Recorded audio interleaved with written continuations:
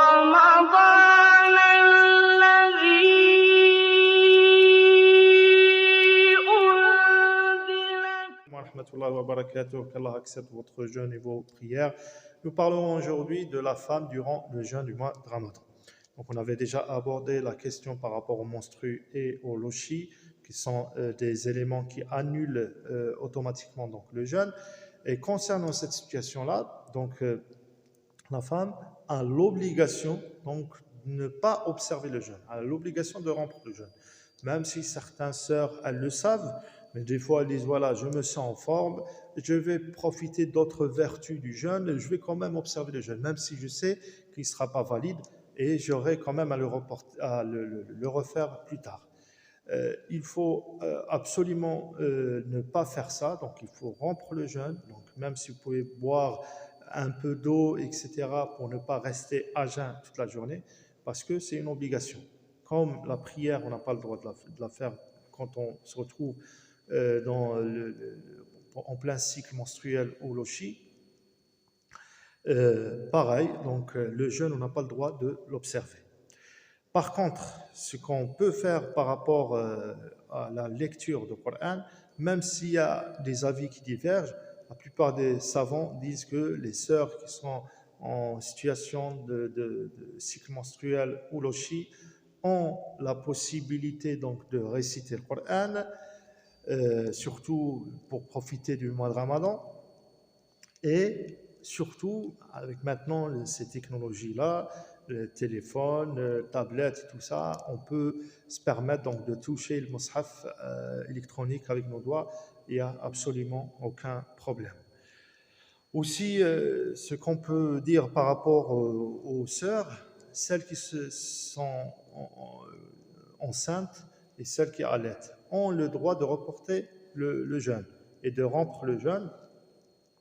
Par contre, il faut au moins une des conditions là. Soit elle va voir le médecin, et le médecin qui dit que voilà, vous ne pouvez pas observer le jeûne parce que vous risquez pour votre santé ou pour celle de votre enfant, ou bien elle a déjà eu l'expérience auparavant, les années précédentes, avec un allaitement ou bien une grossesse, elle a eu beaucoup de difficultés par rapport soit à sa santé ou la santé de son enfant, parce que des fois on peut se porter bien, notamment pour les femmes qui allaitent, elle se porte bien, mais elle n'a pas de lait pour son enfant à cause du jeûne. Donc aussi dans des situations pareilles, donc elle a déjà l'expérience, elle peut se permettre de rompre le jeûne et de le reporter, Inch'Allah, pour plus tard. Sinon, il y a une troisième possibilité, c'est on n'a ni consulté médecin, ni eu d'expérience, c'est la première fois, c'est un cas de force majeure, on ne se sent pas bien, on se sent, enfin, le lait, il n'y a plus de lait pour notre enfant, on voit que la journée est très longue, etc., qu'on n'arrive pas à aller jusqu'au bout. Là, bien sûr, c'est votre santé qui prime. Et là, c'est pas grave, vous pouvez rompre le jeûne, le temps d'aller voir un médecin qui vous confirme cela et reporter le jeûne pour plus tard, Inch'Allah. Par rapport aussi, est-ce que la femme, elle peut goûter, donc elle est en pleine cuisine, est-ce qu'elle peut goûter le manger et le plat pour ne pas avoir des surprises à l'heure de manger, hein, que ce soit trop sel, trop salé ou trop sucré, etc.